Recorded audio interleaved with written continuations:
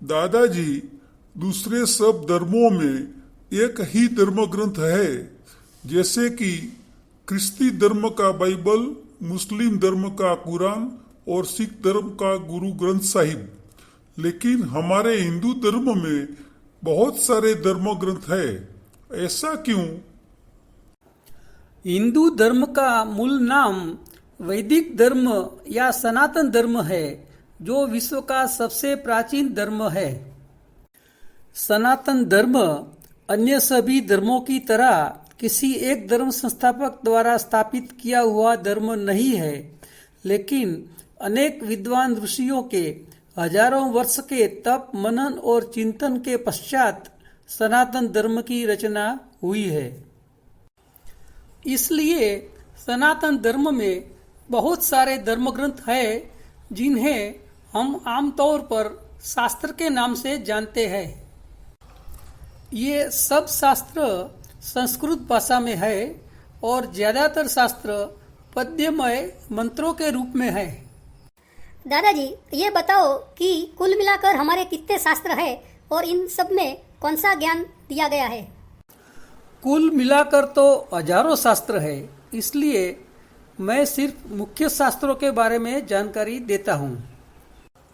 सनातन धर्म का मूल ग्रंथ वेद है, जो सिर्फ सनातन धर्म या भारत देश का ही नहीं, लेकिन विश्व का सबसे प्राचीन ग्रंथ है। वेद में ईश्वर की उपासना, यज्ञ विधि और आध्यात्मिक ज्ञान के साथ मोक्ष की प्राप्ति के लिए आवश्यक साधना की समझ दी गई है। इसके अलावा वेदों में सर्व प्रकार की सत्य विद्याओं का ज्ञान दिया गया है, जो किसी एक धर्म के लोगों के लिए नहीं, परंतु समस्त मानव जात के कल्याण के लिए दिया गया है। इस तरह वेद धर्म ग्रंथ नहीं, लेकिन ज्ञान ग्रंथ है। वेदों का ज्ञान बहुत गहन है और वेद मंत्रों में जीवन के गूढ़ रहस्यों को अत्यंत संक्षिप्त में प्रस्तुत किए गए हैं, इसलिए सिर्फ विद्वान पंडित ही उन्हें समझ सकते हैं। इसलिए वेदों का ज्ञान सब लोगों तक पहुंचाने के लिए हमारे विद्वान ऋषि मुनियों ने वेद मंत्रों को सरल भाषा में समझाया, जिसमें से हजारों शास्त्रों की रचना हुई है। इस तरह वेद अन्य सभी शास्त्रों का मूल और आधार है, क्योंकि अन्य सब शास्त्र वेद के ज्ञान के आधार पर ही रचे गए हैं। वेदों का ज्ञान शुरुआत में एक साथ था, जिसमें 1 लाख से भी ज्यादा मंत्र थे। इतने बड़े ज्ञान समूह को एक साथ रखना मुश्किल हो रहा था, इसलिए महाभारत के समय में महर्षि वेदव्यास ने वेदों को ऋग्वेद, यजुर्वेद, सामवेद और अथर्ववेद ऐसे 4 भाग में विभाजित किया। बाद में वेदों के यज्ञ विधि के मंत्रों को सरलता से समझाने के लिए कई सारे ब्राह्मण ग्रंथों की रचना हुई, जिसमें से वर्तमान समय में 14 ब्राह्मण ग्रंथ मिल रहे हैं। ब्राह्मण ग्रंथ गद्य स्वरूप में है और विश्व के सबसे प्राचीन गद्य ग्रंथ है। इसके पश्चात वेदों के उपासना और आध्यात्मिक ज्ञान आधारित आरण्यक ग्रंथों की रचना हुई, जिसमें से अभी 6 ग्रंथ मिले हैं। बाद में वेदों के आध्यात्मिक ज्ञान को ज्यादा सरल बनाने के लिए उसे वार्ता, संवाद और उदाहरण के साथ समझाने में 300 से भी ज्यादा उपनिषद ग्रंथों की रचना हुई। उपनिषद ग्रंथ तत्व ज्ञान यानी कि फिलोसॉफी के विश्वश्रेष्ठ ग्रंथ माने जाते हैं। वेद, ब्राह्मण, आरण्यक और उपनिषद ग्रंथ वैदिक काल के पूर्व भाग में रचे गए थे, जो आज से 5000 से लेकर 8000 वर्ष पूर्व का समय हो सकता है। ये सभी ग्रंथ अपौरुषेय है, अर्थात किसी पुरुष यानी कि मनुष्य ने उसकी रचना नहीं की है, लेकिन स्वयं परमेश्वर द्वारा ऋषियों को दिया गया ज्ञान है। उस समय प्रिंटिंग तो क्या, लिपि की शोध भी नहीं हुई थी। तो गुरु से सुनकर शिष्यों ने ये ज्ञान याद कर लिया था, इसलिए इन ग्रंथों को श्रुति नाम दिया गया है। वैदिक काल के उत्तर भाग में, यानी कि आज से 3000 से 5000 वर्ष पूर्व, वेद मंत्रों का स्वरूप, अर्थ, भाव वगैरह की स्पष्ट समझ और संरक्षण करने के लिए 6 प्रकार के वेदांग ग्रंथ रचे गए। इसी समय में 6 प्रकार के दर्शन ग्रंथ भी रचे गए, जिसमें मनुष्य को दुख दूर करके सुख तरफ प्रयाण करने के लिए, यानी कि ईश्वर का साक्षात्कार करने के लिए जरूरी तत्वज्ञान की चर्चा है।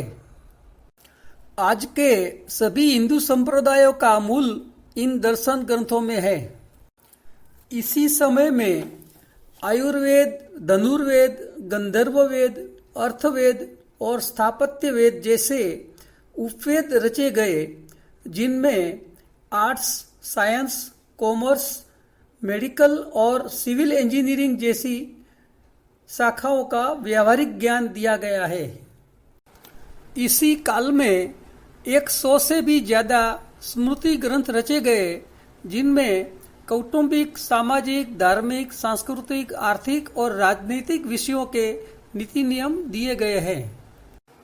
स्मृति ग्रंथ मनुष्य को जीवन बेहतर बनाने का मार्गदर्शन करते हैं। इन ग्रंथों में मनुस्मृति सबसे प्राचीन, सबसे आधारभूत और मान्यता प्राप्त ग्रंथ है। इसी समय में रामायण और महाभारत जैसे इतिहास ग्रंथ रचे गए। रामायण विश्व का सबसे प्राचीन महाकाव्य है, जबकि महाभारत विश्व का सबसे बड़ा महाकाव्य है, जिसमें 1 लाख से भी ज्यादा छंदमय श्लोक है। यूरोप के सबसे बड़े महाकाव्यों ओडिसी और इलियड की तुलना में महाभारत 20 गुना बड़ा है। इस हकीकत से महाभारत ग्रंथ की विशालता और उसके सर्जक वेद व्यास की अद्भुत सर्जन शक्ति का अनुमान हम लगा सकते हैं। महाभारत का एक भाग विश्व प्रसिद्ध श्रीमद् भागवत गीता है, जो सनातन धर्म का मुख्य धर्म ग्रंथ है। गीता में उपनिषदों के आध्यात्मिक ज्ञान का निचोड़ दिया गया है और इसमें जीवन के सब प्रश्नों का उत्तर है, ऐसा माना जाता है। शास्त्रों में सबसे अर्वाचीन शास्त्र पुराण है, जो पौराणिक काल में आज से 1000 से 3000 वर्ष पूर्व रचे गए हैं। पुराणों में वेदों का ज्ञान रसप्रद और रोचक कथाओं के माध्यम से दिया गया है। 18 महापुराण, 18 उपपुराण और 28 औपपुराण मिलकर कुल 64 पुराण ग्रंथ है। वेदांग से लेकर पुराणों तक के ग्रंथ स्मृति नाम से जाने जाते हैं, क्योंकि वे याद रखकर रचे गए हैं।